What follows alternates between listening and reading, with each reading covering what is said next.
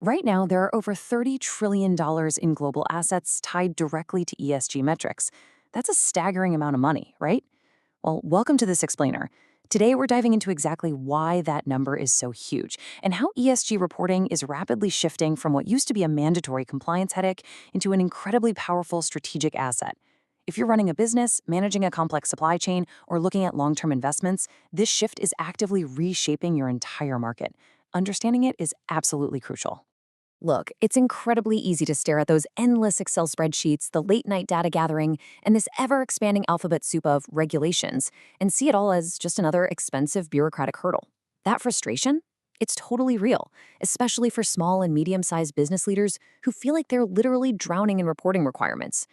But we need to challenge that perception today. What if that framing is entirely backwards? What if, instead of being a burden, surviving the crucible of ESG reporting is actually the key to unlocking your absolute biggest business opportunity in the decade ahead? Think about this. Tomorrow's trade networks will not be built on price alone. They will be built on proof. Tariffs, regional conflicts, strict new transparency laws, they are all driving a massive reset in global supply chains. The old way of doing procurement where the lowest bidder always wins with absolutely no questions asked is rapidly fading out. Enterprise buyers and institutional investors have figured out that cheap, opaque supply chains actually carry massive hidden risks. The new economy, it demands evidence of resilience. It demands verifiable proof. So, let's dive right into Section 1, the supply chain reset, and see how global trade is being rewired. Small and medium businesses are finding themselves caught right in the crosshairs of this massive reset. Large enterprises are under intense regulatory pressure right now, and because of that, they're urgently auditing their downstream partners. Imagine, say, a mid-sized widget manufacturer that supplied a Fortune 500 company for 20 years. Suddenly, that legacy relationship just isn't enough. That Fortune 500 buyer needs data on Scope 3 emissions to satisfy its own investors. If our mid-sized supplier can't produce that data, they won't lose the contract because their widgets are too expensive. No, they'll lose it because they introduce unquantifiable risk into the buyer's ecosystem. Large corporations simply can't afford to wait for you to catch up. They're going to quietly and very quickly replace you with a compliant, transparent partner. Moving on to Section 2, beyond the checkbox, let's look at what ESG really means today. To actually survive this supply chain reset and secure your place in these new, resilient networks, you need a complete mindset shift regarding what this reporting actually is. The era of the fluffy PR concept, it's over. This is not a marketing tool. The market has evolved to treat this as a rigorous discipline of risk management. It's the highly strategic practice of providing transparent, verifiable info on exactly how you manage existential sustainability risks, how you mitigate harm, and how you quantify and measure progress over time. Now, historically, companies leaned on corporate social responsibility, or CSR, and that was usually voluntary philanthropy, right? CSR is writing a check to a local charity or planting some trees for Earth Day so you can say, hey, we care.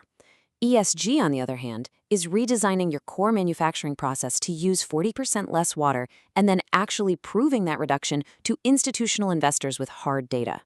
Where CSR was external, qualitative, and let's be honest, sometimes a bit vague, modern ESG reporting is embedded deeply into your core operations. It requires the exact same rigor as financial accounting. It replaces we care with we prove it. Which brings us to Section 3, the strategic upside. Let's talk about the tangible ROI. This is where the magic really happens for businesses that get ahead of the curve. Treating this as a strategic imperative goes way, way beyond just staying out of regulatory trouble. First off, robust reporting attracts sustainable investment. Capital is aggressively flowing toward responsible businesses, not out of sheer goodwill, but because investors want to de-risk their portfolios. They know that climate risk is financial risk. Second, it secures your status as a clean supply chain partner.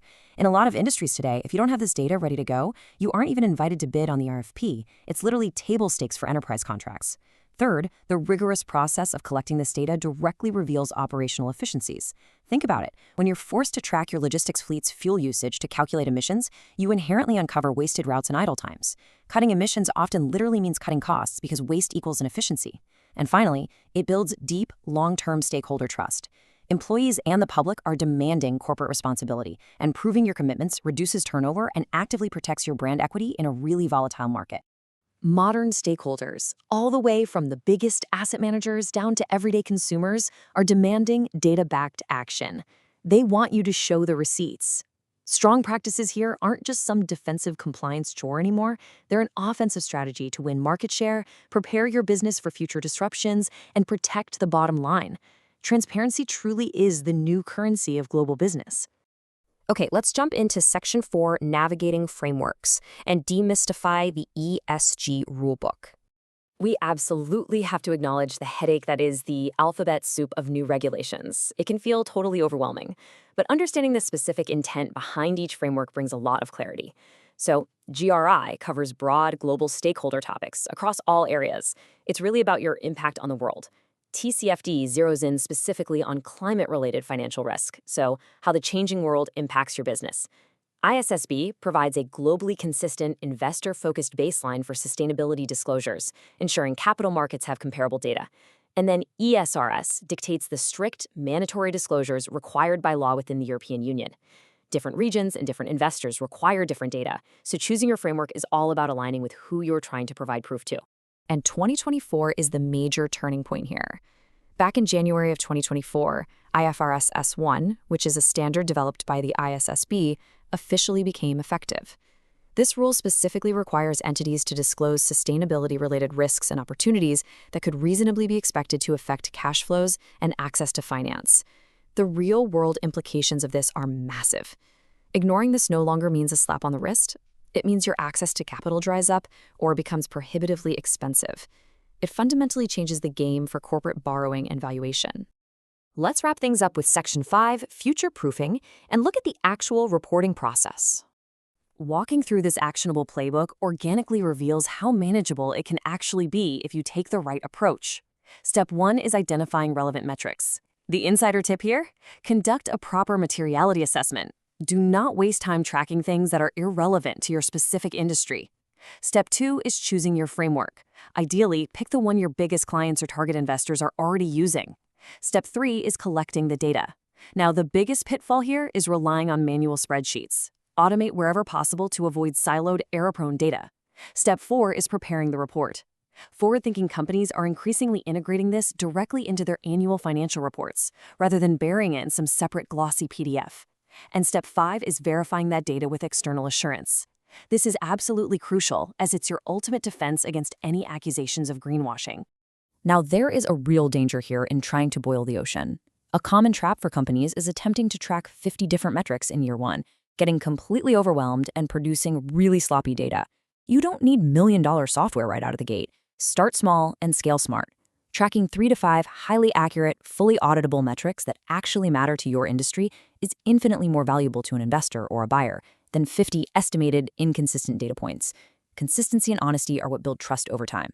We are fully entering an era where proof outranks promises. The businesses that act today to embed and rigorously document their practices are the ones who will lead the way to resilient, profitable growth. So, looking at the road ahead, ask yourself, are you ready to turn transparency into your ultimate competitive advantage, or are you going to wait for your biggest client to ask for data that you just don't have? The transparent economy is already here. The only question is whether you'll lead it or be left behind. Thanks so much for joining me on this explainer, and I will see you next time.